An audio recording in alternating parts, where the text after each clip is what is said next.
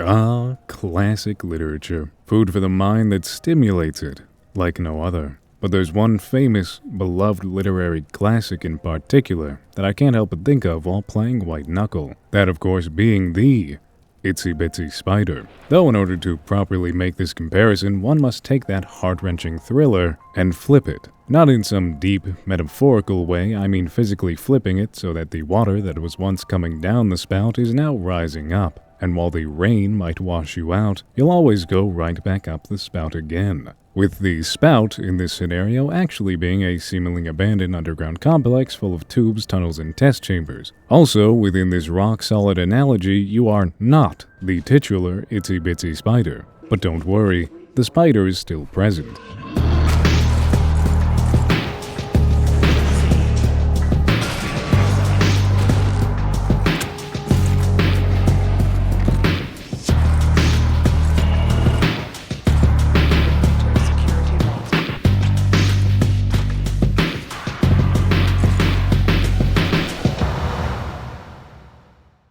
White Knuckle, developed by Dark Machine Games, is, at its core, about one thing and one thing only: going up. But the environments you'll traverse, the methods you'll use, and the challenges you'll have to overcome, both the inanimate and those that breathe, is what makes this game truly special. Though that's skipping ahead. Let's take a couple steps back and step into the shoes of a seemingly unassuming maintenance worker fresh from employee orientation, and apparently the first crop of new blood in roughly 34 years. Such low turnover rates is sure to be a good sign. Unfortunately, nobody is around to offer congratulations, as our place of work, Substructure 17, is experiencing a minor issue, in the form of a possibly sentient, definitely angry, face-filled ooze that's risen up from the depths of the substructure and isn't showing any signs of slowing. Thankfully, as a proud member of Substructure 17's highly skillful maintenance crew for all of 5 minutes, I've been extensively self-taught to traverse the vertical heights of this massive complex, which is good because any hopes of escaping the ever-rising face fluid lies roughly a mile above our heads. So with that said, it's time to talk about the fundamental method of traversing this towering structure, which is a fancy way to say climbing, hand over hand and point to point. We'll have to jump, swing, pull, and scramble our way up the many surfaces of the substructure on our journey up to relative safety. What a thrill. Taking advantage of the convenient handholds, bits of metal, and exposed edges of these interiors that have clearly seen better days. Those handholds are kind of hard to see though. Oh, that's much better. Now, the skill floor of this climbing is about as low as our starting point within the substructure. Simply point yourself at the handhold, pole, ledge, or whatever other grabbable object is before you while alternating between your left and right. Keep in mind that these two highly technical climbing tools each have individual stamina that must be managed unless you fancy taking a dip into the soul soup down below.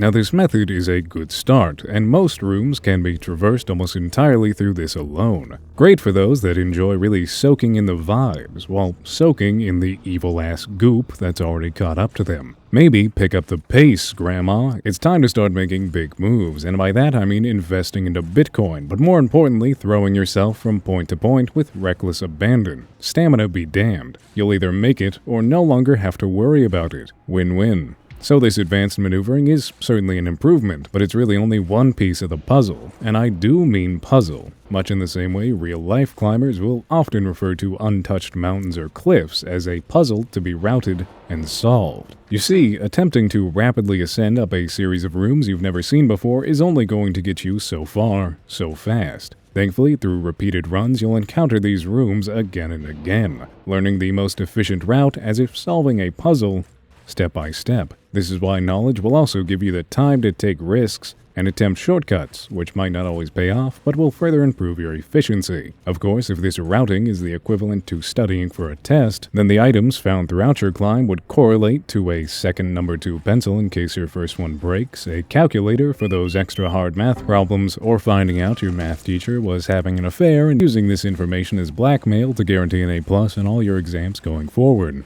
Anyways, that silly little analogy was just to say that the items are all useful, with some being more so than others, and others more so than some in different situations. This is important to keep in mind, as hoarding every single thing you come across is a quick way to end up over-encumbered and a sitting duck for the approaching wave of slop. Turns out carrying around enough rebar to reinforce the foundation of a small apartment complex isn't ideal for scaling the length of the Burj Khalifa if you duplicated, rotated, and stacked it on top of itself. Don't go showing this to any of those fat cats in Dubai, though. They'll get ideas. So, items are best used to supplement the areas you lack, like snacks to keep your stamina topped up, or rebar and pittance to create extra handholds, while keeping a couple performance-enhancing drugs and a grub in your back pocket as a sort of get-out-of-jail-free card for those moments when you're truly fucked. Some items might also end up having more uses than they first appear. The rebar can be impaled into surfaces to quickly create another point to grab, but it can also be tossed down to launch yourself up. It also makes a great weapon against the creatures that seek to harm you, just like the bits of rebar found in the niche hidden in Dgem Rainwork. Of course, all those items are well and good, but there's none more versatile than the very tool you start each and every run with. The ever-reliable mallet. Perfect for securing pittance, bursting through vent covers, boards, boxes full of loot, and any pesky insects that make the mistake of getting too close. Plus, it's also great for catching a ride if you know what you're doing. Please excuse that rather lengthy explanation, but I think you're finally ready to actually dive into Substructure 17 with the confidence of an adequately trained maintenance worker. A substructure that's split up into crumbling silos, abandoned chambers, wind tunnels with massive fan blades that'll turn you into a fine red paste before the evil liquid can get to you, winding pipes and vents filled with that steam that I fucking hate, massive sections of sewer inhabited by strange creatures, and more. With the white panels of the substructure seemingly drawing inspiration from a certain series of test chambers. Really convenient given my emphasis on puzzle solving, with the difference being that in this scenario you're under pressure. Did you hear that? Now don't be too overwhelmed, as thankfully there will be places to rest throughout this perilous climb. Not just rest, but also indulge in some roguelike elements, obtaining upgrades both time-limited and permanent for the whole run, providing a wide range of advantages, with even more upgrades being unlockable after reaching certain milestones or achievements. There's also these vending machines that conveniently sell those previously discussed items, the currency for which is shiny roaches you can pick up along your climb. This is the current state of our economy. A carton of eggs is 5 gold roaches or a single platinum roach. So make sure you bank your bugs or it'll weigh on you mentally, and also physically, because all these things weigh the exact same for some reason. Some of the major rest stops will also allow you to save yourself through a floppy disk that's either purchased or found. For those of the younger generation, a floppy disk is defined as this acts as a live system, allowing a limited amount of restarts from this location depending on the amount of storage provided. So better make it count, or it's right back to the 0 meter mark with you. That's approximately 0 feet for my fellow red-blooded Americans. Some floppy disks might also contain valuable bits of lore, but why bother reading when that's 2 more respawns right there? So with all that new knowledge stuffed into that smooth brain of yours, you'll efficiently and expertly traverse and overcome this treacherous climb, reaching the elevator that'll get you out of this hellhole and going through the incredibly challenging ordeal that is turning off the locks and opening the hatch. Or not so challenging, depending on your proficiency and how much of a loot goblin you are. And so you rise up through the massive doors as they close behind you, only to realize you're just about halfway done. For those that have had their fun with the demo, this is where your journey ended, and might be a good point to pause this video and continue that journey. But for those sticking around, it's time to take a trip through Habitation Yellow, which I'm not really sure how habitable it's going to be. You see, I stand firm to my statement that White Knuckle is a puzzle game, but that doesn't mean it can't also be a fast-paced climbing game. More importantly, that also means it can be a tense, stressful horror game. Here's the thing. Sure, we managed to leave the spooky goopy behind, trapped beneath that hatch, for now, but while the goop might be inevitable, it's consistent, predictable. What's not is being stuck in a nearly pitch-black elevator shaft with a piece of shit flashlight that needs to be repeatedly squeezed like a damn stress ball every 20 or so seconds if you happen to enjoy being able to see. Very fitting, given the stress caused by the spider demon straight from hell actively pursuing you. Somebody tell Bendy over here to get his ass back to the studio. The only counter to this scuttling bastard being to either lock in and simply climb faster than it can chase, or signaling for it to fuck off for a bit with his flare gun. But overcoming this ordeal and leaving that demented creature behind is all worth it for this view.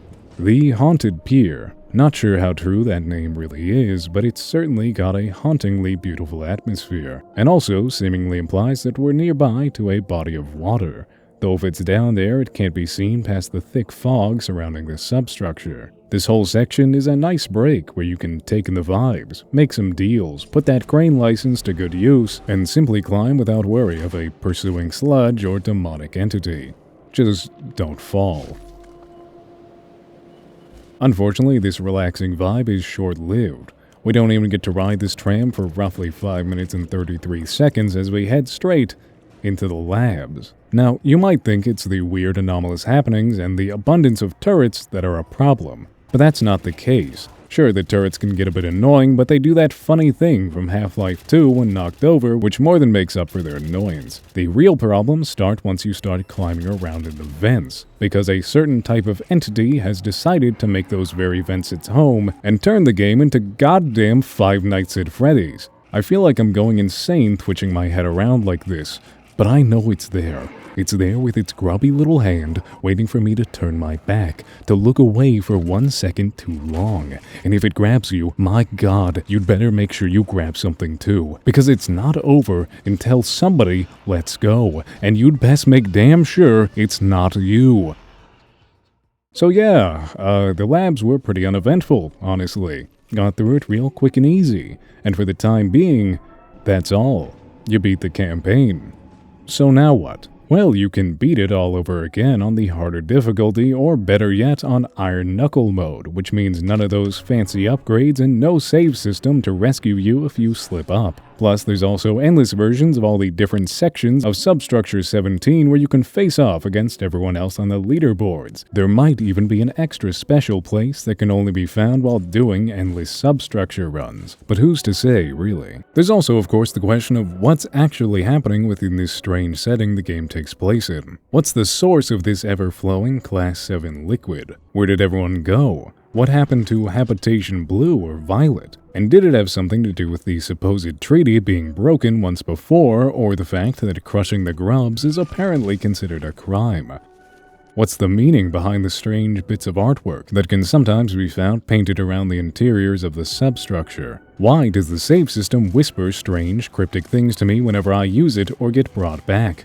Honestly, I don't know. What I do know is that I greatly appreciate you watching this video to the end. I would also like to thank the developers/publishers for reaching out and providing me early access to the Early Access, which drops on the 17th, but let's be honest, knowing my upload schedule, it's probably already been a month since then. Future me here. Turns out I locked the fuck in. I'll finish this off by saying I had an absolutely fantastic time with the game, putting many hours into it while also getting a majority of the currently available achievements. It has a strong recommendation from me, and I can't wait to see what's next. Once again, thanks for watching, and thank you to all my lovely patrons who support these videos, with an extra special thanks to Rody, Mir Loon, Yuval, Michael Bradley, BeanOS, EP Sprite, and Blue Stop Sign. Patrons get early access to these videos, in-progress updates, their name here at the end, and more. So consider checking that out if you'd like to support the channel, but if nothing else, do consider liking and subscribing. Until next time.